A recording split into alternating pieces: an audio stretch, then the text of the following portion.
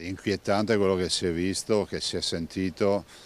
Il mio pensiero è andato subito a Giulia, a Elena, a Gino Cecchettin, al fratello di Giulia, e penso al dolore che abbia provato il signor Cecchettin, che era lì presente per la famiglia, a sentire tutte quelle parole orribili che sono uscite dalla bocca di Turetta.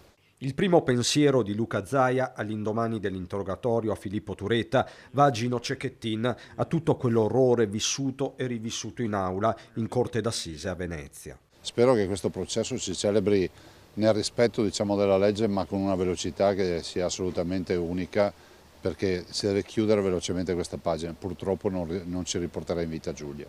Una vicenda, quella di Giulia, che ha aperto un varco anche culturale, ma la strada è ancora lunga, a dirlo è la cronaca quotidiana. Dobbiamo riscontrare anche che da quel maledetto giorno che abbiamo perso Giulia Cecchettin, poi in realtà i femminicidi sono continuati in modo assolutamente costante, quindi evidentemente al di là dello shock di quei giorni non abbiamo ancora capito come si vive nel rispetto tra persone e soprattutto il rispetto di genere. Le singole iniziative possono essere utili, dice il presidente dell'Associazione dei Comuni del Veneto, ma serve un'operazione su larga scala che parta dai più giovani.